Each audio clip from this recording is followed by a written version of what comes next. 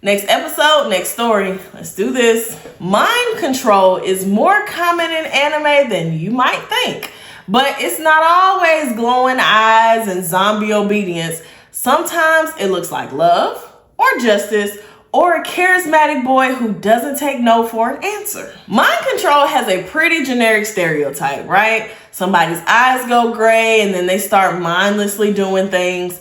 However, sometimes control is a little more subtle than that. I wouldn't consider this a hot take, but be prepared to question what you've watched when a romance show makes the top of my list. Let's start with an obvious one, Code Geass. Lelouch was an exiled prince and he gains a supernatural power called the Geass, and it lets him command anyone to obey a single order once. He uses it to lead a rebellion against the Holy Britannian Empire, which was a regime built on conquest and classism. Now, this is your example of textbook mind control. But what makes Code Geass powerful isn't the Geass itself, it's how Lelouch justifies it. He forces soldiers to kill each other, and he accidentally triggers a mass slaughter. Now, he believes it's all for a greater good, peace through domination. The implication of this is that power corrupts people. Even when your cause is noble, controlling others robs them of any moral agency, and it always comes back around. Now, on to a more complex one, Death Note. Light Yagami was a brilliant student who gains a cursed notebook that lets him kill anyone by writing their name, even while knowing that eventually his own name will be written. At first, he claims it's about justice and cleansing the world of criminals. Sounds very noble, right? But really, it's about control. However, Light doesn't want to control other people's actions. He wants to control the narrative. He wants the world to see him as a god and as the one true moral authority. Now, I want you to ponder this quote. He who defines the terms wins the argument. Now, Light defines who counts as evil, and once he controls that definition, he can really justify anything. And the irony, his name is Light, but his path gets darker with every episode.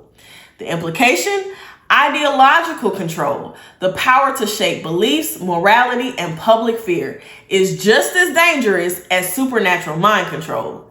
This is how dictatorships are born. You remember when I said that a romance anime was at the top of my list? Now it's time for the confusing one. Say I Love You.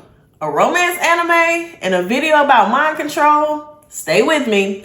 Yamato is the male lead and he is popular, confident, persistent, and extremely interested in Mei, a shy, guarded girl with major trust issues.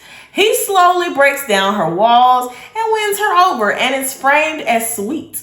But here's the question. Can consent be clear when one person holds all of the social power? The control here is emotional. He decides when she opens up, when she's ready, when they're a couple, and it's not villainous, but it reflects a subtle truth. Not all control is obvious. The implication? Emotional manipulation, even framed as romance, can echo the same power dynamics we see in more overtly toxic characters. I actually did a review of this anime many moons ago, and I wasn't really that big of a fan of it, so this is kind of a full circle moment upon further review.